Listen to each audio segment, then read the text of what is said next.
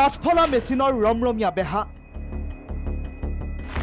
কাৰ মইমতালিত চলিছে বন ধ্বংসযজ্ঞ চকুমুদা কুলিৰ ভাৱত বিভাগীয় কৰ্তৃপক্ষ বৰ্তমান সময়ত ৰাজ্যত কাঠফলা মেচিন বন্ধ কৰি দিছে চৰকাৰে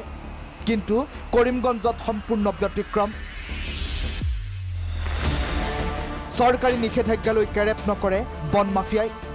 মুখ্য বন বিষয়াৰ কাৰ্যালয়ৰ 4 কিলোমিটাৰ দূৰত্বত কাঠফলা মেচিনেৰে চলিছে অবাধ বন ধ্বংসযজ্ঞ এতিয়া মন কৰক এই দৃশ্যলৈ এই দৃশ্য মাইজগাম এলেকাৰ মা কামাখ্যা টিম্বাৰৰ দৃশ্য এয়া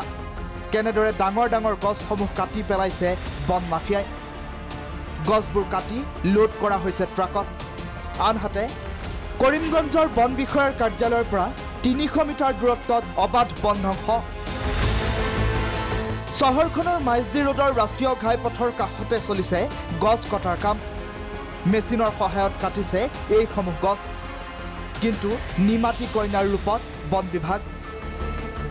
এছিএছ সুখদেৱ সাহাৰ নেতৃত্বত সহজ সকলো অবৈধ পন্থাৰে কাঠফলা মেচিনৰ যোগেদি তহিলং কৰা হৈছে ডাঙৰ ডাঙৰ গছসমূহ এনে ঘটনাৰ বিৰুদ্ধে হৰব জিলা কংগ্ৰেছৰ সভাপতি ৰজত চক্ৰৱৰ্তী সুখদেৱ সাহা আমাৰ কৰিমগঞ্জৰ ডিএফৰ চাৰ্জত আছে এসিএফ অৰিজিনালি ইজ এসিএফ তেওঁৰ নেতৃত্বত কৰিমগঞ্জ মানে যিৰকম বন ধ্বংস যজ্ঞ চলি আছে হেতু আমাৰ মুখ্যমন্ত্ৰী ডাঙৰীয়া দেখা নাই নেকি একদম আমাৰ ডিএফও অফিচৰ পৰা 100 মিটাৰ 200 মিটাৰ 300 মিটাৰ ডিস্টেন্স আছে মাইজগ্ৰাম কক মাইজদি কক একদম ওপেন আপোনাৰ এই মেচিন লাগাই কাটটো চিৰা হৈ আছে জনৈক বন বিষয়াৰ আশীৰ্বাদ পুষ্ট বন মাফিয়াই অব্যাহত ৰাখিছে বন ধ্বংসযজ্ঞ এনে দুৰ্নীতিগ্ৰস্ত অধিকাৰীৰ বিৰুদ্ধে সভাপতিগৰাকীয়ে বিচাৰিলে CIDৰ তদন্ত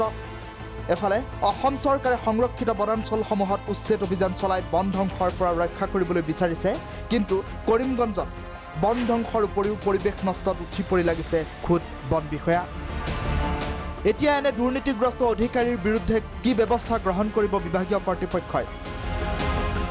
নে নিমাটি কইনাৰ দৰে দুৰ্নীতিগ্ৰস্ত বিষয়া বন মাফিয়াক সুবিধা প্ৰদান কৰিব চৰকাৰে পৰৱৰ্তী প্ৰতিবেদনত এইজন বিষয়াৰ ন তথ্য ফাদিল কৰিম কৰিমগঞ্জৰ পৰা ৰাহুল পালৰ ৰিপৰ্ট ভিজন প্ৰাগ